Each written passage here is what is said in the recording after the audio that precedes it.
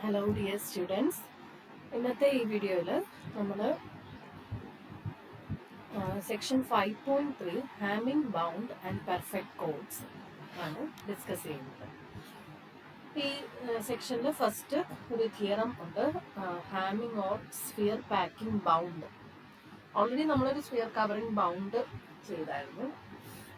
അത് എന്തായിരുന്നു? A Q of N ഡിയുടെ ലോവർ ബൗണ്ടാണ്. ഇനി എന്താണ് A Q of N D ഒന്ന്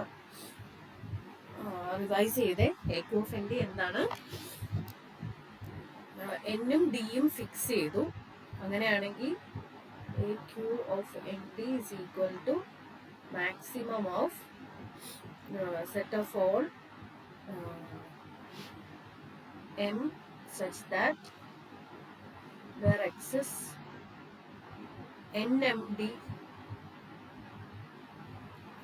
code over ഏതാണോ നമ്മുടെ ഫീൽഡ് എഫ് ക്യു ആണെങ്കിൽ എഫ് ക്യു. അതായത് എഫ് ക്യൂവിലുള്ള കോഡ് ഓവർ എഫ് ക്യു ആണ്. ഓവർ എഫ് ക്യു, അതായത് എഫ് ക്യൂവിലുള്ള NMD കോഡുകളുടെ കളക്ഷൻ എടുക്കുക. അതിൽ എം എന്ന് പറയുന്ന സൈസ് ഓഫ് ദ കോഡാണ് അല്ലേ. അതിൽ മാക്സിമം സൈസിനെയാണ് നമ്മൾ A Q of N D എന്ന് ഡിനോട്ട് ചെയ്യുന്നത്. Maximum possible size of A code with given length N and given distance D. Okay, അപ്പോൾ നമ്മളൊരു സ്ഫിയർ കവറിംഗ് ബൗണ്ട് പറഞ്ഞത് എ ക്യു ഓഫ് എൻ ഡിയുടെ ലോവർ ബൗണ്ട് ആയിരുന്നു. ഇവിടെ നമ്മൾ പറയുന്നത് എ ക്യു ഓഫ് എൻ ഡിയുടെ അപ്പർ ബൗണ്ടാണ്. ഓക്കെ, അപ്പോൾ എ ക്യു ഓഫ് എൻ ഡിയുടെ അപ്പർ ബൗണ്ട് പറയുന്ന തിയറമാണ് നമ്മുടെ ഫസ്റ്റ് തിയറം. തിയറം പറയുന്നത് for an integer q greater than 1 and integers n d such that 1 less than or equal to d less than or equal to n, we have a q of n യുടെ upper bound ആണ് തന്നിരിക്കുന്നത് q raised to n divided by sum over i from ഇത് ഈ ഒരു notation similar ഒരു notation നമ്മൾ കണ്ടായിരുന്നു least integer function. അത് മുകളിലായിരുന്നു ബ്രാക്കറ്റിന്റെ സിമ്പിൾ വരുന്നത് അല്ലേ. ഇത് ഇങ്ങനെ ഒരു നൊട്ടേഷൻ, ഇത് നിങ്ങൾക്ക് അറിയായിരിക്കും. നമ്മുടെ ഗ്രേറ്റസ്റ്റ് ഇന്റിജർ ഫംഗ്ഷൻ ആണ്. ഗ്രേറ്റസ്റ്റ് ഇന്റിജർ ഫംഗ്ഷൻ എന്ന് പറഞ്ഞാൽ എന്താണ്? Greatest integer function greatest integer less than or equal to X ആണ് നമ്മുടെ ഗ്രേറ്റസ്റ്റ് ഇന്റിജർ ഫംഗ്ഷൻ എക്സ് എന്ന് ഉദ്ദേശിക്കുന്നത്. ഓക്കെ, അതായത് greatest integer less than or equal to X. For example, greatest integer 1.2 എന്ന് പറഞ്ഞാൽ 1.2നേക്കാൾ ചെറുതോ ഈക്വലോ ആയിട്ടുള്ള ഏറ്റവും വലിയ ഇന്റിജർ അത് 1 ആണ് അല്ലേ. അതുപോലെ ഗ്രേറ്റസ്റ്റ് ഇന്റിജർ -1 നൊട്ടേഷൻ ഇങ്ങനെയാണ്. ഗ്രേറ്റസ്റ്റ് ഇന്റിജർ -1 എന്ന് പറഞ്ഞാൽ -1 തന്നെ ഇന്റിജർ അല്ലേ. 1 - 1 ഇറ്റ്സെൽഫ് ഈസ് ആൻ ഇന്റിജർ ആണ്. ഇനി ഗ്രേറ്റസ്റ്റ് ഇന്റിജർ -2 എന്ന് പറഞ്ഞാൽ -2.5 എന്ന് വിചാരിക്കാം. -2.5 ഗ്രേറ്റസ്റ്റ് ഇന്റിജർ -2.5 എന്ന് പറയുന്നത് എന്താണ്? -2.5നേക്കാൾ ചെറുതോ ഈക്വലോ ആയിട്ടുള്ള ഏറ്റവും വലിയ ഇന്റിജർ എന്ന് പറഞ്ഞാൽ -2 ആണ് അല്ലേ. -2 ചെറുതോ ഈക്വലോ ആയിട്ടുള്ള -2 അല്ല, തെറ്റിപ്പോയി. കാരണം -2 എന്ന് പറയുന്നത് -2.5നേക്കാൾ ചെറുതല്ലല്ലോ, വലുതല്ലേ. സോ അപ്പം -3 ആണ് ഗ്രേറ്റസ്റ്റ് ഇന്റിജർ -2.5 എന്ന് പറയുന്നത്. -3.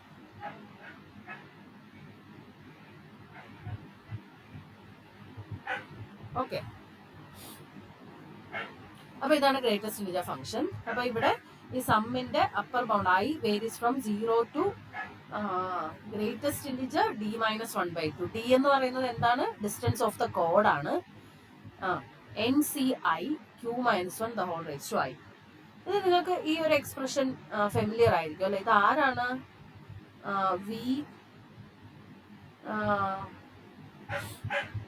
v q n of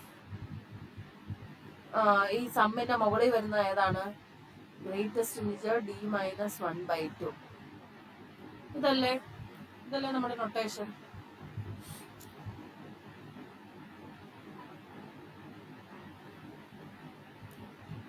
okay, ഈ ഡിനോമിനേറ്ററിലുള്ള ആളെ എഴുതിയതാണ്. അതായത് നമുക്ക് വേണമെങ്കിൽ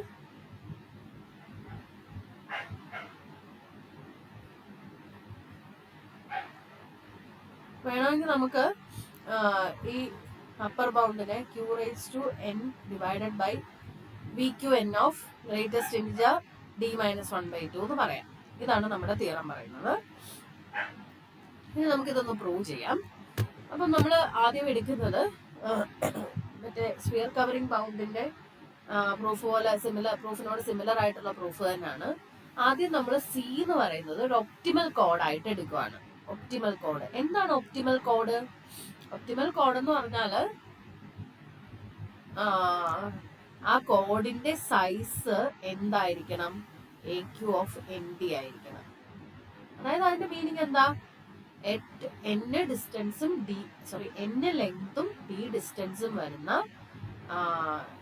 ഒരു കോഡിന്റെ ഓവർ FQ കോഡിന്റെ മാക്സിമം സൈസിനെയാണ് നമ്മൾ AQ ഓഫ് ND എന്ന് പറയുന്നത്. ഓക്കെ, അപ്പം ഈ മാക്സിമം സൈസായിട്ട് വരുന്ന കോഡിനെയാണ് നമ്മൾ ഒപ്റ്റിമൽ കോഡ് എന്ന് പറയുന്നത്. ക്ലിയർ ആയല്ലോ? അപ്പൊ നമ്മൾ ഓരോ ഒപ്റ്റിമൽ കോഡ് കൺസിഡർ ചെയ്തു. ഒപ്റ്റിമൽ കോഡ് ആണെങ്കിൽ അതിന്റെ സൈസ് എന്തായിരിക്കണം? AQ ഓഫ് ND യോട് ഈക്വൽ ആയിരിക്കണം. ഓക്കെ, ഇനി നമ്മൾ എളുപ്പത്തിന് വേണ്ടി ഈ ഗ്രേറ്റസ്റ്റ് ഇന്റിജർ d-1/2 എന്ന് നമുക്ക് എഴുതാൻ അത്രയും നീട്ടി എഴുതാൻ പാടായതുകൊണ്ട് ഞാൻ അതിന്റെ നൊട്ടേഷൻ E എന്ന് കൊടുത്തു. ആ നൊട്ടേഷൻ കൊടുക്കുന്നതിന് ഉദ്ദേശം ഇത്രേ ഉള്ളൂ. അത് ഫുള്ള് എഴുതാനുള്ള പാട് കാരണം കൊടുത്തിരിക്കുന്നതാണ് കേട്ടോ. അങ്ങനെയാണെങ്കിൽ പക്ഷെ അപ്പൊ E എന്ന് പറഞ്ഞാൽ നിങ്ങളുടെ മനസ്സിൽ വേണം എന്താണ്? d-1/2 ഗ്രേറ്റസ്റ്റ് ഇന്റിജർ d-1/2 ആണ്. കാരണം ഈ ഗ്രേറ്റസ്റ്റ് ഇന്റിജർ കൊടുക്കാനുള്ള ഉദ്ദേശവും നിങ്ങൾക്ക് മനസ്സിലായി കാണും അല്ലെ? കാരണം നമുക്ക് ഇന്റിജർ ആണ് വേണ്ടത്. ഇന്റിജർ ആക്കാൻ വേണ്ടി d-1/2 d-1നെ 2 കൊണ്ട് ഡിവൈഡ് ചെയ്യുമ്പോൾ d-1 ഒരു ഓഡ് നമ്പർ ആണെങ്കിൽ 2 കൊണ്ട് ഡിവൈഡ് ചെയ്യുമ്പോൾ ഓഫ് കോഴ്സ് ഇന്റിജർ അല്ല കിട്ടുന്നത്. അതിനെ ഇന്റിജർ ആക്കാൻ വേണ്ടിയാണ് നമ്മൾ ഈ ഗ്രേറ്റസ്റ്റ് ഇന്റിജർ ഫംഗ്ഷൻ ഇവിടെ കൊണ്ടുവന്നത്. ഓക്കെ, അങ്ങനെയാണെങ്കിൽ നമ്മുടെ ഈ നൊട്ടേഷൻ നിങ്ങൾക്ക് ഓർമ്മയുണ്ടോ?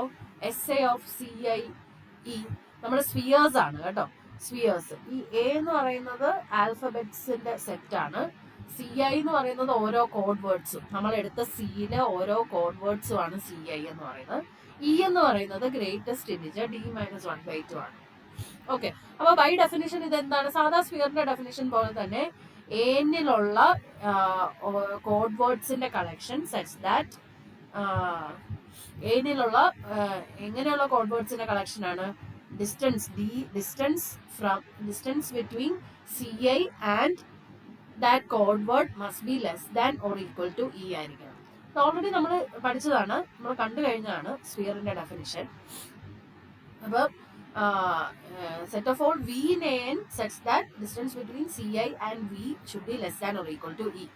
Okay, അപ്പൊ ഓരോ CIക്കും കറസ്പോണ്ടിങ് ഓരോ സ്ഫിയേഴ്സ് നമുക്ക് കിട്ടും അല്ലെ? അപ്പൊ നമുക്ക് കുറെ സ്ഫിയേഴ്സ് ഉണ്ട്. ഈ സ്ഫിയേഴ്സിനെ കുറിച്ച് എന്ത് പറയാം? ഓരോ സ്ഫിയറും ഏത് രണ്ട് സ്ഫിയേഴ്സ് എടുത്താലും അവര് ഡിസ്ജോയിന്റ് ആണെന്ന് പറയാൻ പറ്റുമോ? എന്തുകൊണ്ടാണ്? ഒന്ന് ആലോചിച്ച് പറഞ്ഞേ. ഡിസ്റ്റൻസ് ബിറ്റ്വീൻ, അപ്പൊ ഇവിടെ ഒന്ന് ശ്രദ്ധിച്ചോണം.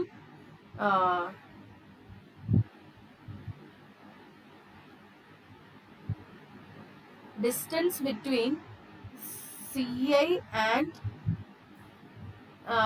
രണ്ട് കോഡ് വേർഡ്സ് തമ്മിലുള്ള distance less than or equal to E ആയിരിക്കണം. അതാണ് ഉദ്ദേശം അല്ലെ? പക്ഷേ ഈ E എന്ന് പറഞ്ഞാൽ എന്താണ്? E എന്ന് പറഞ്ഞാല് നമ്മുടെ d-1/2 ഗ്രേറ്റസ്റ്റ് ഇന്റിജർ d-1/2 ആണ് അല്ലെ? അതായത് സ്ഫിയറിന്റെ റേഡിയസ് ആണ് E എന്ന് പറയുന്നത് അല്ലെ? റേഡിയസ് ഓഫ് ദ സ്ഫിയർ ആണ് E എന്ന് പറയുന്നത്. അപ്പൊ അങ്ങനെയാണ് ഡയമീറ്റർ ഓഫ് ദ സ്ഫിയർ എന്ത് വരും? ഡയമീറ്റർ 2E ആണല്ലോ. 2E എന്ന് പറയുന്നത് ഇവിടെ ആണെങ്കിൽ നമുക്ക് പറയാം less than or equal to d-1 ആണെന്ന് പറയാം.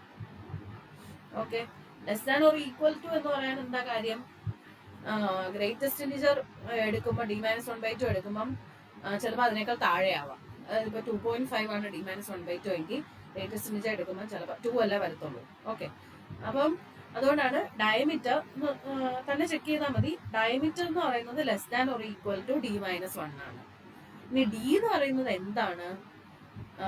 ഡിസ്റ്റൻസ് ഓഫ് ദ കോഡ് ആണ്. അതെങ്ങനെ ഡിഫൈൻ ചെയ്തിരിക്കുന്ന?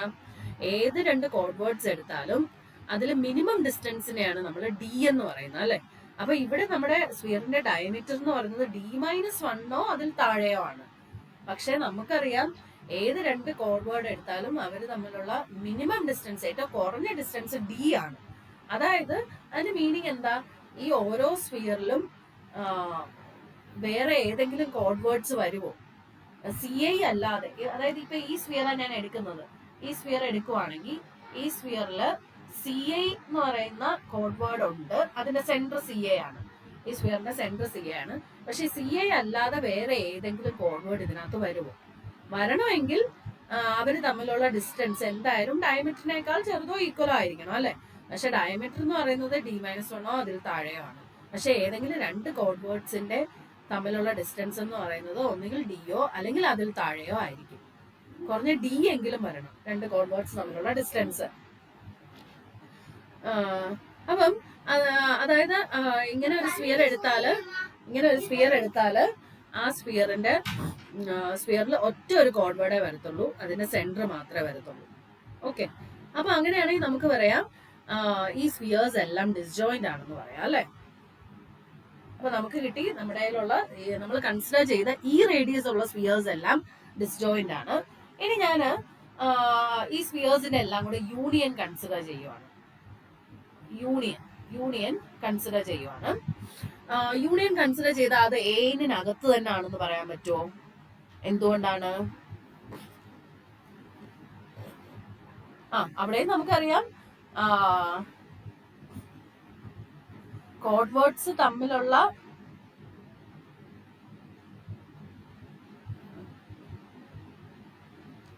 അതും ക്ലിയർ ആണല്ലേ. ഏനിനകത്ത് ഈ സ്ഫിയേഴ്സിന്റെ യൂണിയൻ എടുത്താല്, ഈ റേഡിയസ് ഉള്ള സ്ഫിയേഴ്സിന്റെ യൂണിയൻ എടുത്താൽ അത് ഏനിനകത്തേ വരത്തുള്ളൂ. അത് നിങ്ങളൊന്ന് ചെക്ക് ചെയ്താൽ മതി. അതും അതിന് കാരണവും നമ്മൾ റേഡിയസ് ആയിട്ട് എടുത്തോണ്ടാണ് കേട്ടോ. ഓക്കെ, അപ്പൊ നമുക്കിപ്പോ കിട്ടിയത് ഈ ലെഫ്റ്റ് ഹാൻഡ് സൈഡിലുള്ള യൂണിയൻ എന്ന് പറയുന്നത് ഒരു ഡിസ്ജോയിന്റ് യൂണിയൻ ആണ്. ഡിസ്ജോയിന്റ് യൂണിയൻ ആയതുകൊണ്ട് ഞാൻ ഇനി രണ്ട് സൈഡിലും കാർഡിനാലിറ്റി എടുക്കുവാണ്.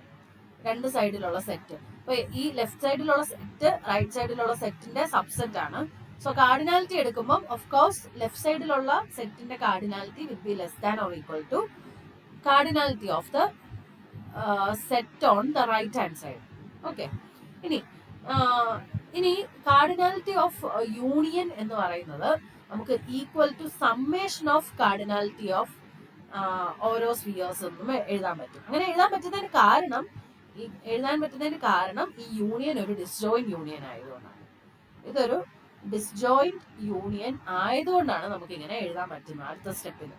ഓക്കെ, അപ്പൊ കാർഡിനാലിറ്റി ഓഫ് യൂണിയനെ നമുക്ക് സം ഓഫ് കാർഡിനാലിറ്റി എന്ന് എഴുതാൻ പറ്റും. ഇനി ഈ ഓരോ സ്ഫിയറിന്റെയും കാർഡിനാലിറ്റി എന്താണ്? ഇത് നമ്മള് ഒരു ലെമ്മയിൽ നമ്മൾ ചെയ്തായിരുന്നു അല്ലെ. ഒരു സ്ഫിയറിന്റെ കാർഡിനാലിറ്റി എന്ന് പറയുന്നത് എന്തിനോട് ഈക്വൽ ആണ്? ഇപ്പൊ ഇവിടെ റേഡിയസ് ആണ്. അങ്ങനെയാണെങ്കിൽ ഈ ലെങ്ത് കോഡ് വേർഡ് CI എന്ന് പറയുന്ന കോഡ് വേർഡിന്റെ ലെങ്ത് N ആണ്. അങ്ങനെയാണെങ്കിൽ VQN ഓഫ് ഇയോട് ഈക്വൽ ആണ് ഓരോ സ്ഫിയറിന്റെയും കാർഡിനാലിറ്റി. അതായത് SA ഓഫ് CI എന്ന് പറയുന്നത്, ഇതിന്റെ കാർഡിനാലിറ്റി എന്ന് പറയുന്നത് VQN ഓഫ് ഇയോട് ഈക്വൽ ആണ്. അതായത് ഇവിടത്തെ സ്ഫിയറിന്റെ റേഡിയസ് ആണ് ഇവിടെ വരുന്നത്, കോഡ് വേർഡിന്റെ ലെങ്ത് ആണ് ഇവിടെ വരുന്നത്. Q എന്ന് പറയുന്നത് എന്താണ്? ആൽഫബറ്റ്സിന്റെ എണ്ണം അല്ലെ, നമ്മുടെ SQ, ആ Q ആണ് ഇവിടെ കിടക്കുന്നത്. ഓക്കെ, അപ്പൊ VQN ഓഫ് E എന്താണെന്ന് നമുക്കറിയാം അല്ലെ. എന്താണ്? സം ഓവർ, ഈ നൊട്ടേഷൻ ക്ലിയർ ആണല്ലോ, നമ്മൾ ഓൾറെഡി ചെയ്തിട്ടുള്ളതാണ്. Sum over I from 0 to E, ഇവിടെ E അല്ലേ, E NCI into Q minus 1 the whole raised to I. ഓക്കെ, അപ്പൊ ഇത്രയും നമുക്ക് അറിയാവുന്ന കാര്യങ്ങളാണ്. അപ്പൊ അത് യൂസ് ചെയ്ത് left side sum over I from 1 to M VQN of E less than or equal to ഏനിൽ എത്ര മെമ്പേഴ്സ് ഉണ്ടെന്ന് നമുക്കറിയാം അല്ലെ. ഏനിൽ എത്ര മെമ്പേഴ്സ്? എ എന്ന് പറയുന്നത് എയില് Q എലമെന്റ്സ് ഉണ്ട്. അങ്ങനെയാണെങ്കിൽ ഏനില് Q raise to N elements ഉണ്ട്. ഓക്കെ, ഇനി ഈ സമ്മേഷൻ ഒന്ന് നോക്കിക്കേ. സമ്മേഷൻ അകത്ത് കിടക്കുന്ന ടേമിൽ I ഉണ്ടോ? ഇല്ല അല്ലെ. അപ്പൊ അത് കോൺസ്റ്റന്റ് ആണ്, ഇൻഡിപെൻഡന്റ് ഓഫ് I അല്ലേ. അപ്പൊ ഇതൊരു കോൺസ്റ്റന്റ് ആണ്. അപ്പൊ ഒരു constant number m times add ചെയ്യുമ്പോൾ നമുക്ക് m into V Q N of E എന്ന് എഴുതാൻ പറ്റും അല്ലെ. m times V Q N of E less than or equal to Q raise to n. അതായത് നമുക്ക് എമ്മിനെ മാത്രം ഇവിടെ വെച്ചിട്ട് ബാക്കി വി ക്യു എൻ ഓഫ് ഇയെ അപ്പുറത്തോട്ട് കൊണ്ടുപോകാം. അപ്പുറത്തോട്ട് കൊണ്ടുപോകുമ്പോൾ എന്ത് വരും? Q raise to n divided by V Q N of E. പക്ഷെ എം എന്ന് പറയുന്ന ആരാണ്? നമ്മുടെ ഒപ്റ്റിമൽ കോഡിന്റെ സൈസ് എന്ന് പറയുന്നത് A Q of N D ആണ്. നമ്മൾ ഓൾറെഡി പറഞ്ഞിട്ടുണ്ട് അല്ലെ. So A Q of N D എന്ന് പറയുന്നത് less than or equal to Q raise to n divided by V Q N of E. E എന്ന് പറയുന്നത് നമ്മൾ കൊടുത്ത നൊട്ടേഷൻ ആയിരുന്നു. ഇ എന്ന് പറയുന്നത് ഗ്രേറ്റസ്റ്റ് ഇന്റിജർ d - 1/2 ആണ്. അതൊരു ഈസി ആയിട്ടുള്ള പ്രൂഫ് ആയിരുന്നു. നമ്മൾ ചെയ്തത് ഒരു ഒപ്റ്റിമൽ കോഡ് എടുത്തു. ഒപ്റ്റിമൽ കോഡിന്റെ സൈസ് എന്ന് പറയുന്നത് A Q of N D ആണ്. ഇനി നമ്മൾ പേര് പോലെ തന്നെ, തിയറത്തിന്റെ പേര് പോലെ തന്നെ സ്ഫിയേഴ്സ് എടുത്തു. സ്ഫിയേഴ്സ് ഡിസ്റ്റോയിന്റ് ആയിട്ടുള്ള സ്ഫിയേഴ്സ് എടുത്തു. ഡിസ്റ്റോയിന്റ് ആവാൻ വേണ്ടി നമ്മൾ റേഡിയസ് അതിന്റെ ഇ ആയിട്ടാണ് എടുത്തത്. ഡിസ്റ്റോയിന്റ് ആയിട്ടുള്ള സ്ഫിയേഴ്സ് എടുത്തു. അതിന്റെ യൂണിയൻ എന്ന് പറയുന്നത് എന്റെ സബ്സെറ്റ് ആയിരിക്കും. അതുകൊണ്ട് ആ സ്ഫിയേഴ്സിന്റെ cardinality will be less than or equal to Q raise to n. എന്റെ cardinality q raise to n ആയിരിക്കും. അത്രയും നമ്മൾ ചെയ്യുന്നുള്ളൂ. അത് സോൾവ് ചെയ്യുമ്പോൾ നമുക്ക് എ ക്യൂ ഓഫ് എൻ ഡിയുടെ ഒരു അപ്പർ ബൗണ്ട് കിട്ടും. ഓക്കെ, ഇനി നമ്മൾ പെർഫെക്റ്റ് കോഡ് എന്താണെന്ന് ഡിഫൈൻ ചെയ്യാൻ പോവാണ്. പെർഫെക്റ്റ് കോഡ് എന്താണെന്ന് ഗസ് ചെയ്യാൻ പറ്റുമോ? ഒന്നുമില്ല, ഒരു ക്യൂവറി കോഡ് അതിന്റെ സൈസ് നമ്മളിപ്പം പറഞ്ഞ അപ്പർ ബൗണ്ട് ഇല്ലേ, ആ അപ്പർ ബൗണ്ടിനോട് ഈക്വൽ ആണെങ്കിൽ, അതായത് ഒരു ക്യൂവറി NMD കോഡ് വേർ m എന്ന് പറയുന്നത് സൈസ് ഓഫ് ദ കോഡ് അല്ലേ, size of the code equal to Q raise to n divide by, ഇതെന്ന് പറയുന്നത് നമ്മുടെ കഴിഞ്ഞ തീയറത്തിലെ അപ്പർ ബൗണ്ട് ആണ് അല്ലെ, എ ക്യൂ ഓഫ് എൻ ഡിയുടെ അപ്പർ ബൗണ്ട് ആണ്. ആ അപ്പർ ബൗണ്ട് സൈസ് ആയിട്ട് വരുന്ന കോഡിനെയാണ് നമ്മൾ പെർഫെക്റ്റ് കോഡ് എന്ന് പറയുന്നത്. ഓക്കെ, അപ്പൊ പെർഫെക്റ്റ് കോഡിന്റെ സിഗ്നിഫിക്കൻസ് മനസ്സിലായി കാണുമെന്ന് വിചാരിക്കുന്നു. എ ക്യൂ ഓഫ് എൻ ഡിയുടെ maximum, A Q of N ഡിയുടെ സിഗ്നിഫിക്കൻസ് എല്ലാം നമ്മൾ കഴിഞ്ഞ വീഡിയോയിലൊക്കെ പറഞ്ഞിട്ടുള്ളതാണ്, കഴിഞ്ഞ ക്ലാസ്സുകളിൽ പറഞ്ഞിട്ടുള്ളതാണ്. Efficiency of the code determine ചെയ്യുന്നതാണ് അല്ലെ. അപ്പം A Q of N D കണ്ടുപിടിച്ചാൽ നമുക്ക് കോഡിന്റെ എഫിഷ്യൻസി അത്രത്തോളം കൂട്ടാൻ പറ്റും. അപ്പം എ ക്യൂ ഓഫ് എൻ ഡിയുടെ അപ്പർ ബൗണ്ട് തന്നെ സൈസ് ആയിട്ട് വരുന്ന ആ കോഡിനെയാണ് നമ്മൾ പെർഫെക്റ്റ് കോഡ് എന്ന് പറയുന്നത്. അപ്പൊ അത്രയും എഫിഷ്യന്റ് ആയിരിക്കും പെർഫെക്റ്റ് കോഡ്. ഓക്കെ, ഇനി അടുത്തൊരു സെക്ഷൻ പറയുന്നത് binary hamming codes. Hamming codes നമ്മൾ ഓൾറെഡി ചെയ്തിട്ടുണ്ട്. ഇപ്പൊ നമ്മള് ഹാമിംഗ് കോഡ്സ് ജസ്റ്റ് ഒന്ന് കണ്ടു കഴിഞ്ഞു, ഒരുപാടൊന്നും ചെയ്തിട്ടില്ല. ബൈനറി ആയിട്ടുള്ള hamming codes. Binary hamming codes എന്ന് പറഞ്ഞാൽ എന്താ? ഓവർ എഫ് ക്യൂ എന്ന് പറയുന്ന ഫീൽഡിലാണ് നമ്മൾ കോഡുകളെല്ലാം പറയുന്നത് അല്ലെ. ഇനി എഫ് ക്യൂല് വരും F2 മാത്രമാണ് നമ്മൾ കൺസിഡർ ചെയ്യുന്നതെങ്കിൽ അതിനെയാണ് നമ്മൾ ബൈനറി എന്ന് പറയുന്നത്. ഓക്കെ, അപ്പൊ നമ്മുടെ പുതിയ ഫീൽഡ് എന്ന് പറയുന്നത് F2 ആണ്. അങ്ങനെയാണെങ്കിൽ അത് ബൈനറി കോഡായിരിക്കും. അത് ആൽഫബറ്റ്സ് യൂസ് ചെയ്യുന്ന 0ഉം 1ഉം മാത്രമാണ് നമ്മുടെ ആൽഫബറ്റ്സ്. കോഡ്സ് കൺസ്ട്രക്ട് ചെയ്യുമ്പോൾ നമ്മൾ യൂസ് ചെയ്യുന്ന ആൽഫബറ്റ്സ് 0ഉം 1ഉം മാത്രമാണെങ്കിൽ അതിനെ നമ്മൾ ബൈനറി കോഡ് എന്ന് പറയും. ഇപ്പൊ നമ്മൾ ബൈനറി ഹാമിംഗ് കോഡ്സ് എന്താണെന്നാണ് നോക്കാൻ പോകുന്നത്. അപ്പം R എന്ന് പറയുന്നത് ഒരു integer greater than or equal to 2 ആണ്. അങ്ങനെയാണെങ്കിൽ ഒരു ബൈനറി ലീനിയർ കോഡ്, ശ്രദ്ധിച്ചോണം, ഇതൊരു ലീനിയർ ഹാമിംഗ് കോഡ് എന്ന് പറയുന്നത് ഒരു ലീനിയർ കോഡാണ്.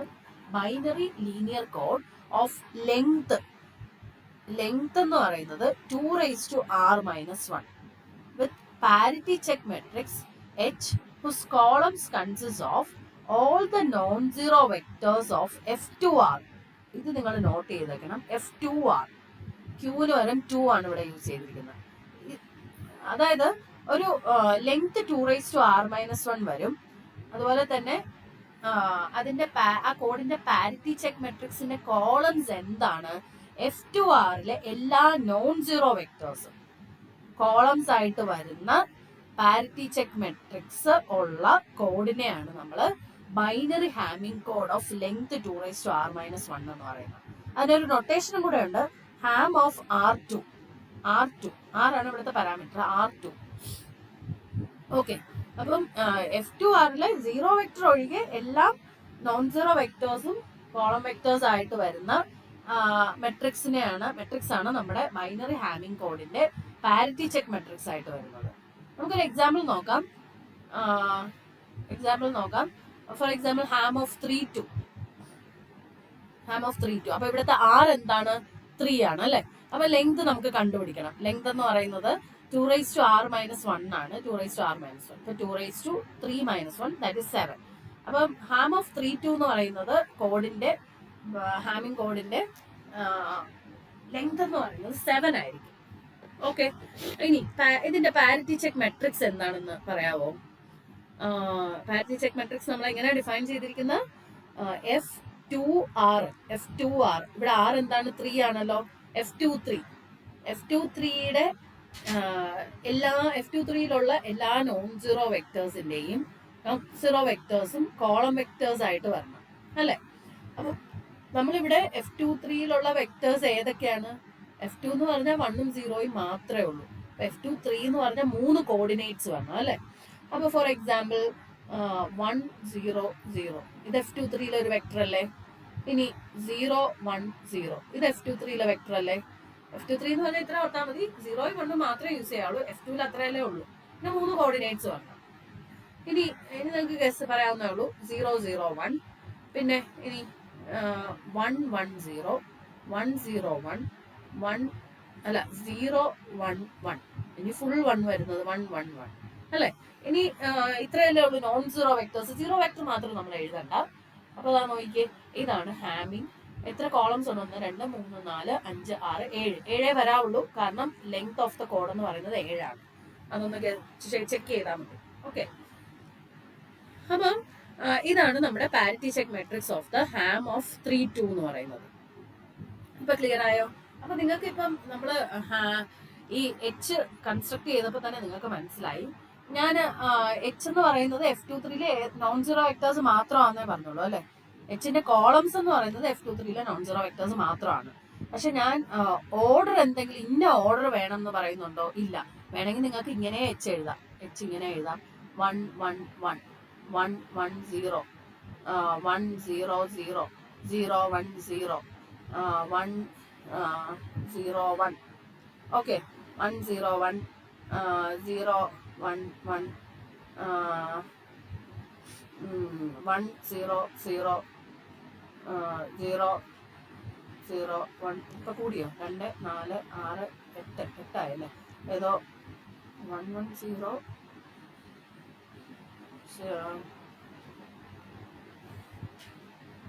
ഏതെങ്കിലും ഒന്ന് റിപ്പീറ്റ് ആയിട്ടുണ്ട്.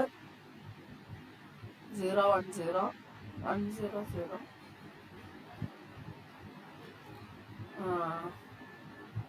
1 0 0 വന്നിട്ടുണ്ട്. 0 1 0 വന്നിട്ടുണ്ട്. 0 0 1 വന്നിട്ടുണ്ട്. 0 1 1 വന്നിട്ടുണ്ട്.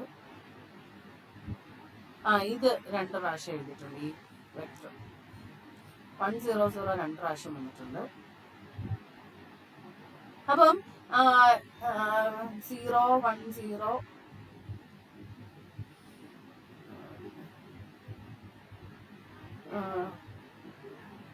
0 0 1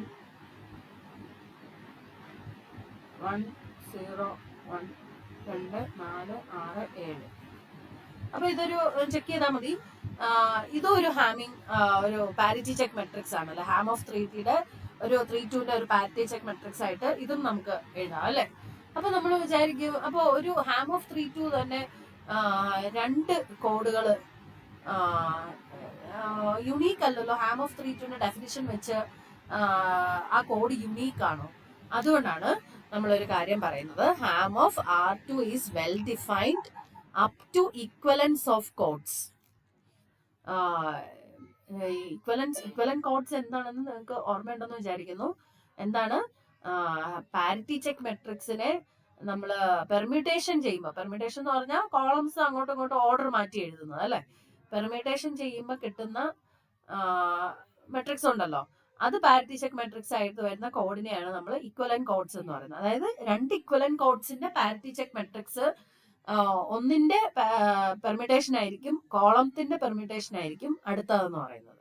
ഓക്കെ, അതാണ് equivalence code. So Ham of R2 എന്ന് പറയുന്നത് well defined up to equivalence of codes. Equivalent കോഡ്സിനെ നമ്മൾ സെയിം ആയിട്ടാണ് ട്രീറ്റ് ചെയ്യുന്നത്.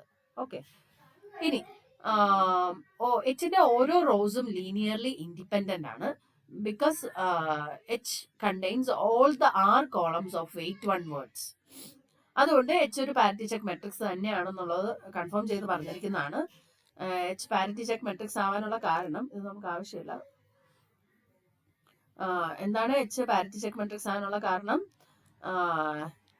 എച്ചിന്റെ എല്ലാ റോസും ഇൻഡിപെൻഡന്റ് ആണ്. ലീനിയർലി ഇൻഡിപെൻഡന്റ് ആവാനുള്ള കാരണം വേറെ ഒന്നുമല്ല, നിങ്ങളൊന്ന് ചെക്ക് ചെയ്താൽ മതി. അതായത് ഇവിടെ നമ്മൾ നോക്കിയാൽ 1 0 0യും 0 1 0യും 0 0 1 ഈ 3 കോളംസും കോളം വെക്ടേഴ്സും വരുന്നുണ്ട് അല്ലെ. എവിടെയെങ്കിലും ഓർഡർ മാറിയാണെങ്കിൽ എവിടെയെങ്കിലും വരുന്നുണ്ട്. അപ്പൊ റോയില് ഈ 1 0 0യും 0 1 0യും ഇത് വരുന്നുണ്ട് റോ വെക്ടേഴ്സ് ആയിട്ട് അല്ലെ. അപ്പൊ എന്തായാലും അങ്ങനെയുള്ള റോ വെക്ടേഴ്സ് എന്തായാലും, അതായത് ഇത് 3 ഇങ്ങനെ ഇതേ ഓർഡറിൽ ഇങ്ങനെ വന്നു കഴിഞ്ഞാൽ എന്തായാലും ആ റോസ് ലീനിയർലി ഇൻഡിപെൻഡന്റ് ആയിരിക്കും. നിങ്ങൾ ചെക്ക് ചെയ്താൽ മതി. കാരണം ഈ ഒരു റോ എടുത്തു കഴിഞ്ഞാൽ ഈ 2 റോയുടെയും ലീനിയർ കോമ്പിനേഷൻ ആക്കി എങ്ങനെയൊക്കെ എഴുതിയാലും ഈ ഫസ്റ്റ് കമ്പോണന്റ് 1 ആക്കാൻ പറ്റില്ല. കാരണം ഇവിടെ ഈ 2 കമ്പോണൻസും 0 അല്ലേ. അതുപോലെ ഇവിടെ ഈ ഒരു കമ്പോണന്റ് 1 ആണ്. അപ്പൊ ഈ ഒരു 2 റോയുടെയും ലീനിയർ കോമ്പിനേഷൻ ആക്കി എങ്ങനെയൊക്കെ എഴുതിയാലും ഈ സെക്കൻഡ് കമ്പോണന്റ് നമുക്ക് 1 ആക്കാൻ പറ്റില്ല. ഓക്കെ, അതുകൊണ്ട് ജസ്റ്റ് ഒന്ന് പറഞ്ഞിരിക്കുന്നതാണ്, എച്ചിന്റെ എല്ലാ റോസും ലീനിയർലി ഇൻഡിപെൻഡന്റ് ആണ്. സോ അങ്ങനെയാണെങ്കിൽ ഇതോടെ പാരിറ്റി ചെക്ക് മെട്രിക്സ് തന്നെയാണ്. ഇനി നമ്മൾ നോക്കാൻ പോകുന്നത് സിമ്പിൾ ആയിട്ടുള്ള ബൈനറി ഹാമിംഗ് കോഡ്സിന്റെ കുറച്ച് പ്രോപ്പർട്ടീസ് ആണ്. എല്ലാം സിമ്പിൾ ആയിട്ടുള്ള പ്രോപ്പർട്ടീസ് ആണ്. നിങ്ങൾ ഈ പ്രോപ്പർട്ടീസ് എല്ലാം ഓർത്തു വെച്ചേക്കണം. അപ്പൊ നിങ്ങൾ ഓർക്കേണ്ട ഒരു കാര്യം, ഹാം ഓഫ് 3 ലെങ്ത് എത്രയാണ്? 2⁻⁻1 ആണ്. പിന്നെ അതിന്റെ പാരിറ്റി ചെക്ക് മെട്രിക്സ് എന്താണെന്ന് നമുക്കറിയാം. ഇങ്ങനെയാണ് നമ്മൾ ഡിഫൈൻ ചെയ്തിരിക്കുന്നത് അല്ലെ. അപ്പൊ ഫസ്റ്റ് പ്രോപ്പർട്ടി പറയുന്നത് all the binary hamming codes of a given length are equivalent. ഇത് ആക്ച്വലി ക്ലിയർ ആയിട്ടുള്ള ഒരു കാര്യം തന്നെയാണ്. എന്നാലും അതിന്റെ റീസൺ ജസ്റ്റിഫിക്കേഷൻ ഒന്ന് നോക്കി വെച്ചേക്കാം. അതായത് parity check matrix ham of 3 parity ham of R2 parity check matrix എങ്ങനെയാണ് കിട്ടുന്നത്? നമ്മളിപ്പോ കണ്ടു കഴിഞ്ഞ ഒരു എക്സാമ്പിളിൽ അല്ലെ, പാരിറ്റി ചെക്ക് മെട്രിക്സ് കിട്ടുന്നത് ഒന്നിൽ നിന്ന് വേറൊരെണ്ണം കിട്ടുന്നത് പെർമിറ്റേഷൻ ചെയ്താൽ മതി. കോളം വെക്ടേഴ്സിനെ പെർമിറ്റേഷൻ ചെയ്യുമ്പോഴാണ് ഒരു പർട്ടിക്കുലർ ഒരു ഫിക്സഡ് ലെങ്ത് ഉള്ള, ഇപ്പൊ ഫോർ എക്സാമ്പിൾ n ലെങ്ത് ഉള്ള ബൈനറി ഹാമിംഗ് കോഡ്സിന്റെ പാരിറ്റി ചെക്ക് മെട്രിക്സ് കിട്ടാൻ കോളം വെക്ടേഴ്സിനെ നമ്മൾ പെർമ്യൂട്ട് ചെയ്താൽ മതി. ഓക്കെ, അപ്പൊ അങ്ങനെ പാരിറ്റി ചെക്ക് മെട്രിക്സ് ഒന്ന് മറ്റതിന്റെ പെർമിറ്റേഷൻ ആണെങ്കിൽ, കോളം വെക്ടേഴ്സിന്റെ പെർമിറ്റേഷൻ ആണെങ്കിൽ അതിനെയാണ് നമ്മൾ ഇക്വലന്റ് കോഡ്സ് എന്ന് പറയുന്നത് അല്ലെ. അപ്പൊ എന്തായാലും corresponding binary hamming codes equivalent ആയിരിക്കും. അതായത് ഇത് വളരെ ട്രിവിയൽ ആയിട്ടുള്ള, ബൈ ഡെഫിനിഷനിൽ നിന്ന് ക്ലിയർ ആയിട്ടുള്ള, ആ എക്സാമ്പിളിൽ നിന്ന് ക്ലിയർ ആയിട്ടുള്ള ഒരു കാര്യമാണ്. എക്സാമ്പിൾ നമ്മൾ ഓൾറെഡി പറഞ്ഞു കഴിഞ്ഞു. വേറൊരു പാരിറ്റി ചെക്ക് മെട്രിക്സ് കൺസ്ട്രക്ട് ചെയ്യുകയാണെങ്കിൽ അത് എങ്ങനെ വേണമെങ്കിൽ നമുക്ക് കൺസ്ട്രക്ട് ചെയ്യാം. പല രീതിയിൽ പെർമിറ്റേഷൻ എത്ര രീതിയിൽ പോസിബിൾ ആണ് അത്രയും രീതിയിൽ നമുക്ക് ഇതിനെ കൺസ്ട്രക്ട് ചെയ്യാം. വേണമെങ്കിൽ 1 1 0 1 0 1 1 0 1 1 1 0 0 1 1 1 0 1 0 0 0 1 ഇതൊരു പാരിറ്റി ചെക്ക് മെട്രിക്സ് ആണ് അല്ലെ. അപ്പൊ ഇവിടെ ഇത് ഗിവൺ 7 ലെങ്ത് ഉള്ള ബൈനറി ഹാമിംഗ് കോഡ്സിന്റെ 2 പാരിറ്റി ചെക്ക് മെട്രിക്സുകളാണ്. അപ്പൊ ഇത് ഒന്നിന്റെ കോളം വെക്ടേഴ്സിന്റെ പെർമിറ്റേഷൻ ചെയ്യുമ്പോൾ കിട്ടുന്നതാണ്. ഒന്നിൽ നിന്ന് മറ്റത് കിട്ടും. സോ അതുകൊണ്ട് കറസ്പോണ്ടിങ് ഹാമിംഗ് കോഡ്സ് ഇക്വലന്റ് ആയിരിക്കും. ഓക്കെ, ഇനി രണ്ടാമത്തെ പ്രോപ്പർട്ടി, ഹാം ഓഫ് R2ന്റെ ഡയമെൻഷൻ എന്ന് പറയുന്നത് 2⁻⁻1 - R ആണ്. അപ്പം നമുക്കറിയാം ഇതൊരു ലീനിയർ കോഡാണ്. ബൈ ഡെഫിനിഷനിൽ നമ്മൾ പറഞ്ഞു ബൈനറി ഹാമിംഗ് കോഡ്സ് എന്ന് പറയുന്നത് ലീനിയർ കോഡാണ്. ഈ നമുക്കറിയാവുന്നത് പാരിറ്റി ചെക്ക് മെട്രിക്സിന്റെ ഡയമെൻഷൻ എന്താണ്? നമ്മൾ ആ എക്സാമ്പിളിൽ നോക്കിയാൽ മതി. പാരിറ്റി ചെക്ക് മെട്രിക്സിന്റെ ഡയമെൻഷൻ എന്ന് പറയുന്നത് R/2⁻⁻1 ആണ്. ഈ 2⁻⁻1 എങ്ങനെ കിട്ടുന്നതെന്ന് അറിയാമോ? എത്ര കോളംസ് ഉണ്ട്? FQR എത്ര നമ്പേഴ്സ് ഉണ്ട്? F2R എത്ര ടോട്ടൽ എത്ര കാർഡിനാലിറ്റി എന്താണ് F2Rന്റെ? അങ്ങനെ എഴുതാം. F2Rന്റെ കാർഡിനാലിറ്റി എന്ന് പറയുന്നത് എത്ര വെക്ടേഴ്സ് ഉണ്ട്? ഇതില് 2⁻R വെക്ടേഴ്സ് ഉണ്ടല്ലേ. അപ്പൊ പിന്നെ ഇതിനകത്ത് എത്ര നോൺ സീറോ വെക്ടേഴ്സ് ഉണ്ട്? നോൺ സീറോ വെക്ടേഴ്സ് സീറോയെ കളഞ്ഞു കഴിഞ്ഞാൽ എത്ര വരും? 2r-1. അപ്പൊ ഈ നോൺ സീറോ വെക്ടേഴ്സ് അല്ലെ കോളം വെക്ടേഴ്സ് ആയിട്ട് വരുന്ന. അപ്പൊ പിന്നെ എത്ര കോളം വെക്ടേഴ്സ് ഉണ്ട് എച്ചിനകത്ത്? പാരിറ്റി ചെക്ക് മെട്രിക്സിൽ 2r-1 കോളം വെക്ടേഴ്സ് ഉണ്ട്. അതുകൊണ്ടാണ് ഈ മെട്രിക്സിന്റെ കോളത്തിന്റെ എണ്ണം 2r-1 വന്നത്. ഓക്കെ, ഇനി റോസിന്റെ എണ്ണം r എങ്ങനെയാ വരുന്നത്? റോസിന്റെ എണ്ണം ഒന്നും നോക്കണ്ട. F2R വെക്ടേഴ്സിന്റെ കോർഡിനേറ്റ്സിന്റെ എണ്ണം എത്ര? r കോർഡിനേറ്റ്സ് അല്ലേ വരുന്ന. സോ അപ്പൊ അത്രയും റോസ് അല്ലേ വരുന്നത്. സോ അതുകൊണ്ടാണ് r റോസ് വരുന്നത്. അപ്പൊ ഓർത്തിരുന്നോണം, ഹാം ഓഫ് R2ന്റെ പാരിറ്റി ചെക്ക് മെട്രിക്സിന്റെ ഓർഡർ എന്ന് പറയുന്നത് r/2r-1 ആണ്. അങ്ങനെയാണെങ്കിൽ നമുക്ക് ഡയമെൻഷൻ അറിയാലോ. നമ്മള് ഒരു n/n-k ഓർഡർ ഉള്ള ഒരു മെട്രിക്സിന്റെ ഡയമെൻഷൻ എന്ന് പറയുന്നത് k അല്ലേ? അപ്പൊ ഈ k എങ്ങനെയാ കിട്ടുന്നത്? നമ്മൾ ആക്ച്വലി ഈ number of columns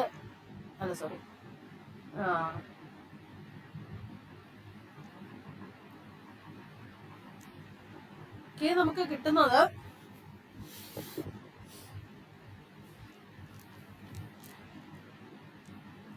ഇതല്ലോ order n-k/n order ആയിട്ട് വരുന്ന ഒരു മെട്രിക്സിന്റെ ഡയമെൻഷൻ k ആണല്ലോ. ഈ k അപ്പൊ നമുക്ക് കിട്ടുന്നത് എങ്ങനെയാണ്? ഡയമെൻഷൻ കിട്ടുന്നത് എങ്ങനെയാണ്? റോസിന്റെ എണ്ണം n-k, കോളത്തിന്റെ എണ്ണം n അല്ലെ. അപ്പം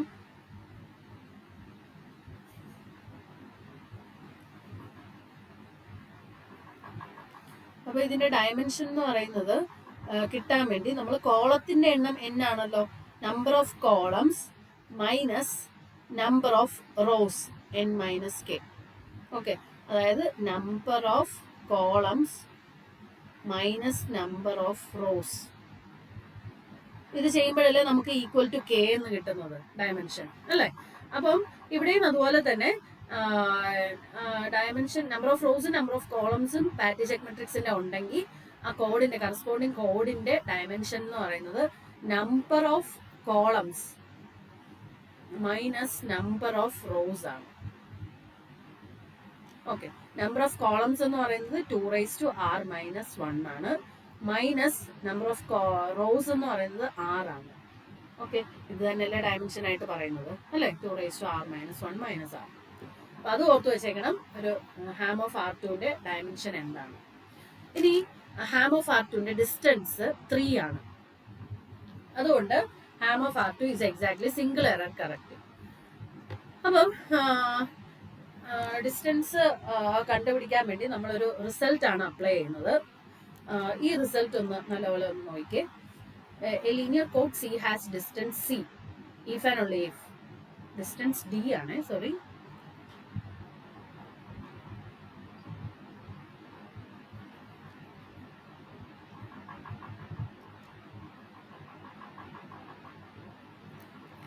distance D if and only if any d-1 columns of the parity check matrix H are linearly independent and H has d columns that are linearly dependent. അതായത് ഒരു കോഡിന്റെ ഡിസ്റ്റൻസ്, ലീനിയർ കോഡിന്റെ distance d ആവാനുള്ള if and only if characterisation, if and only if condition ആണ് പറഞ്ഞിരിക്കുന്നത്. ഏത് distance d ആവണമെങ്കിൽ ഏത് d-1 കോളംസ് എടുത്താലും അത് ലീനിയർലി ഇൻഡിപെൻഡന്റ് ആയിരിക്കണം. കൂടാതെ ലീനിയർലി ഡിപ്പെൻഡന്റ് ആയിട്ടുള്ള ഒരു d കോളംസ് നമുക്ക് കണ്ടുപിടിക്കാൻ പറ്റുകയും വേണം. ഏതെങ്കിലും ഒരു d കോളം ലീനിയർലി ഡിപ്പെൻഡന്റ് ആയാൽ മതി. ലീനിയർലി ഡിപ്പെൻഡന്റ് ആയിട്ടുള്ള d കോളംസ് Hനുണ്ടായിരിക്കുകയും വേണം. ഓക്കെ, ക്ലിയർ ആയോ? ഇത് നമ്മൾ ഓൾറെഡി ചെയ്തിട്ടുള്ള റിസൾട്ട് ആണ്. അങ്ങനെയാണെങ്കിൽ നമുക്ക് ആ ലീനിയർ കോഡിന്റെ ഡിസ്റ്റൻസ് d ആണെന്ന് പറയാം. അപ്പം നമുക്ക് ഇവിടെ ഡിസ്റ്റൻസ് 3 ആണെന്നാണ് പ്രൂവ് ചെയ്യേണ്ടത് അല്ലെ. അങ്ങനെയാണെങ്കിൽ ഈ റിസൾട്ട് വെച്ച് നമുക്ക് എന്ത് പ്രൂവ് ചെയ്താൽ മതി? d-1 അതായത് 3-1 അതായത് 2, അതായത് ഏത് 2 കോളം എടുത്താലും പാരിറ്റി ചെക്ക് മെട്രിക്സിന്റെ ഏത് 2 കോളം എടുത്താലും അവർ ലീനിയർലി ഇൻഡിപെൻഡന്റ് ആണെന്നും പ്രൂവ് ചെയ്യണം. അതുപോലെ Hന് പാരിറ്റി ചെക്ക് മെട്രിക്സിന് 3 കോളംസ്, d എന്ന് പറയുന്നത് 3 ആണെന്നല്ലേ കാണിക്കേണ്ടത്. അപ്പൊ 3 കോളംസ് ലീനിയർലി ഡിപ്പെൻഡന്റ് ആയിട്ടുള്ള 3 കോളംസ് ഉണ്ടെന്ന് കാണിക്കുകയും ചെയ്താൽ മതി. ഏതെങ്കിലും set of 3 columns 3 columns linearly dependent ആണെന്ന് കാണിക്കുകയും വേണം. അതാണ് നമുക്ക് പ്രൂവ് ചെയ്യേണ്ടത്. ഓക്കെ, അപ്പം ഏത് 2 കോളം എടുത്താലും അവർ ലീനിയർലി ഇൻഡിപെൻഡന്റ് ആണെന്ന് കാണിക്കണം. എച്ചിന് ഏതോ 3 കോളംസ് ലീനിയർലി ഡിപ്പെൻഡന്റ് ആണെന്ന് നമുക്ക് കാണിക്കണം. അതാണ് നമ്മളിവിടെ ചെയ്യാൻ പോകുന്നത്. അതിനുവേണ്ടി നിങ്ങൾ എച്ചിന്റെ ഏത് 3 കോളംസ് എടുത്തോ നോക്കിയേ, ആ പ്രീവിയസ് എക്സാമ്പിൾ എടുത്ത് നോക്കിയാലും മതി. അവരെല്ലാം ഡിഫറെന്റ് അല്ലേ? ഡിഫറെന്റ് ആയതുകൊണ്ട് ലീനിയർലി ഇൻഡിപെൻഡന്റ് ആണെന്ന് പറയാൻ പറ്റുമോ? ഇവിടെ പറയാൻ പറ്റും. കാരണം ഇവിടെ ബൈനറി കോഡ്സ് ആണ് എടുത്തിരിക്കുന്നത് അല്ലെ, 1ഉം 0ഉം മാത്രമേ ഉള്ളൂ. അതുകൊണ്ട് ഡിഫറെന്റ് ആയിട്ടുള്ള കോളംസ് ലീനിയർലി ഇൻഡിപെൻഡന്റ് തന്നെ ആയിരിക്കും. ഓക്കെ, അതായത് ഇപ്പൊ 2, 4, 1, 2 ഈ കോളംസ് ലീനിയർലി ഇൻഡിപെൻഡന്റ് അല്ല, പക്ഷെ ഡിഫറെന്റ് ആണ് അല്ലെ. പക്ഷെ ഇവിടെ നമുക്ക് ബൈനറി കോഡ്സിന്റെ കേസിൽ നമുക്ക് പറയാം 2 ഡിഫറെന്റ് ആയിട്ടുള്ള കോളംസ് ലീനിയർലി ഇൻഡിപെൻഡന്റ് ആയിരിക്കും. ഒന്നിന്റെ ലീനിയർ കോമ്പിനേഷൻ ആക്കി എഴുതാൻ പറ്റില്ല. കാരണം അവിടെ 2 സിമ്പിൾസ് ഉള്ളത് കൊണ്ടാണ്, ബൈനറി കോഡ്സ് ആയതുകൊണ്ടാണ് കേട്ടോ. അപ്പം അത് ഓക്കെ, ഫസ്റ്റ് കണ്ടീഷൻ ഓക്കെ. ഇനി ലീനിയർലി ഡിപ്പെൻഡന്റ് ആയിട്ടുള്ള 3 കോളംസ് നമുക്ക് കണ്ടുപിടിക്കാൻ പറ്റണം. അത് നിങ്ങൾ ഈ കോളംസ് ഒന്ന് നോക്കിയേ. നമ്മൾ ജനറൽ കേസ് ആണ് പറയുന്നത്, അതുകൊണ്ടാണ് ഇങ്ങനെ എക്സെട്ര ആയിട്ട് എഴുതിയിരിക്കുന്നത്. നിങ്ങൾ ഈ 3 കോളംസ് ഒന്ന് ചെക്ക് ചെയ്തേ. ആദ്യത്തെ കോർഡിനേറ്റ് 1, ബാക്കിയെല്ലാം 0. രണ്ടാമത്തെ കോർഡിനേറ്റ് 1, ബാക്കിയെല്ലാം 0. ഇനി ആദ്യത്തെ 2 കോർഡിനേറ്റ് 1, ബാക്കിയെല്ലാം 0. അതായത് 0 എക്സെട്ര 0. ഓക്കെ, ഈ 3 കോളംസിന്റെ പ്രത്യേകത എന്താ? ആദ്യത്തെ 2 കോളംസ് ആഡ് ചെയ്യുമ്പോൾ മൂന്നാമത്തെ കോളം കിട്ടില്ലേ? അതായത് അവര് ഈ 3 കോളംസ് ലീനിയർലി ഡിപ്പെൻഡന്റ് സെറ്റ് ആണ് അല്ലെ. അപ്പൊ പിന്നെ നമ്മുടെ കണ്ടീഷൻ ഓക്കെ ആയില്ലേ? നമുക്ക് എന്ത് പറയാം? നമ്മൾ ആ തിയറം യൂസ് ചെയ്ത് നമുക്ക് പറയാം distance of Ham of R2 എന്ന് പറയുന്നത് 3 തന്നെയാണ്. ഇനി അതുപോലെ തന്നെ നമുക്ക് വേറൊരു റിസൾട്ട് ഉണ്ട്. ഒരു കോഡിനെ വി എറർ കറക്റ്റിംഗ് എന്ന് പറയണമെങ്കിൽ if and only if condition ആണ് ഇതും. D of C is greater than or equal to 2v+1. അതായത് ഇപ്പം ഫോർ എക്സാമ്പിൾ ഇതിന്റെ ഒരു പർട്ടിക്കുലർ കേസാണ് പറയുന്നത്. ഡിസ്റ്റൻസ് ഡി ഉള്ള ഒരു കോഡ് എത്ര എറേഴ്സ് കറക്റ്റ് ചെയ്യുമെന്ന് പറയാൻ പറ്റുമോ? ഡിസ്റ്റൻസ് ഡി ഉള്ള ഒരു കോഡ് d-1/2 എന്റെ ഗ്രേറ്റസ്റ്റ് ഇൻഡിജർ, കാരണം ഇതൊരു ഇൻഡിജർ ആവണം എന്ന് നിർബന്ധം ഇല്ലാത്തതുകൊണ്ടാണ് നമ്മൾ ഗ്രേറ്റസ്റ്റ് ഇൻഡിജർ എന്നുള്ള എക്സ്പ്രഷൻ എടുക്കുന്നത്. Greatest integer d-1/2 error correcting code ആയിരിക്കും. സോ അപ്പൊ ഈ ലാസ്റ്റത്തെ റിസൾട്ട് നമുക്ക് യൂസ് ചെയ്താൽ മതി. ഡിസ്റ്റൻസ് ഡി ഉള്ള ഒരു code greatest integer d-1/2 error correcting code ആയിരിക്കും. അപ്പൊ ഇവിടെ ഹിയർ ഡി എന്ന് പറയുന്നത് 3 ആണ്. ഹാം ഓഫ് R2ന്റെ ഡിസ്റ്റൻസ് 3 ആണെന്നാണ് നമ്മൾ കുറച്ച് മുമ്പേ കണ്ടത് അല്ലെ. അപ്പൊ ഇവിടെ ഇതിനെ നമ്മൾ ടി എന്ന് കൊടുക്കുവാണ്. അപ്പോൾ T equal to d-1/2 T error correcting d-1/2 കൊടുത്തു. അങ്ങനെയാണെങ്കിൽ ടിയുടെ വാല്യൂ ഇവിടെ എന്ത് കിട്ടും? 3-1/2. Greatest integer 3-1/2. That is 2/2, that is 1 ആണ്. ഗ്രേറ്റസ്റ്റ് ഇൻഡിജർ 1 എന്ന് പറയുന്നത് 1 തന്നെയാണ്. ഓക്കെ, അപ്പൊ 1 എറർ കറക്റ്റിംഗ് അല്ലേ. 1 എറർ കറക്റ്റിംഗ് നമ്മൾ വേറെ രീതിയിൽ പറയുന്നതാണ് സിംഗിൾ എറർ കറക്റ്റിംഗ് എന്ന് പറയുന്നത്. അപ്പൊ ham of R2 single error correcting ആണ്. ഇനി അടുത്ത property, binary hamming codes are perfect. Perfect എന്ന് കാണിക്കാൻ എന്താ ചെയ്യേണ്ടത്? എന്താ നമ്മൾ പെർഫെക്റ്റിനെ എന്താണ് നമ്മൾ ഡിഫൈൻ ചെയ്തത്? Perfect codes are those codes whose size m equal to the upper bound, അതായത് q⁻n divided by vqn of e. e എന്ന് പറയുന്നത് എന്താ? Greatest integer d-1/2. ഇതാണ് നമുക്ക് പ്രൂവ് ചെയ്യേണ്ടത്. ഇത് പ്രൂവ് ചെയ്ത് കഴിഞ്ഞാൽ ഇത് പ്രൂവ് ചെയ്താൽ ആ കോഡ് പെർഫെക്റ്റ് കോഡുകളായിരിക്കും അല്ലെ. അപ്പൊ അതിനുവേണ്ടി ഹാം ഓഫ് R2ന്റെ സൈസ് എന്താണെന്ന് ആദ്യം പറയാമോ? Size of Ham of R2 2k എന്ന് പറയാമോ? കാരണം എന്താ? F2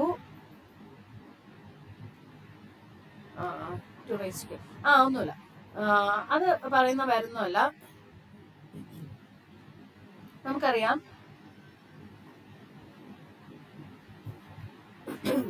ഒരു FQ അല്ലെങ്കിൽ ഒരു ലീനിയർ കോഡ്, ഒരു NMD ലീനിയർ കോഡാണ് ഞാൻ എടുക്കുന്നത്. Linear code over FQ consider ചെയ്യുക, ഓവർ FQ. ഇതിന്റെ സൈസ് M എങ്ങനെ നമ്മൾ ഡിഫൈൻ ചെയ്തിരിക്കുന്ന Q⁻k. K എന്താണ്? ഡയമെൻഷൻ ഓഫ് ദ കോഡ് അല്ലേ? Q⁻ഡയമെൻഷൻ അല്ലേ ലീനിയർ കോഡിന്റെ സൈസ് എന്ന് പറയുന്നത്? ഓൾറെഡി നമുക്ക് അറിയാവുന്ന കാര്യമാണ്. അതാണ് നമ്മൾ ഇവിടെ ചെയ്യുന്നത്. ഇവിടെ Q എന്ന് പറയുന്നത് 2, ബൈനറി ആയതും 2 ആണ്.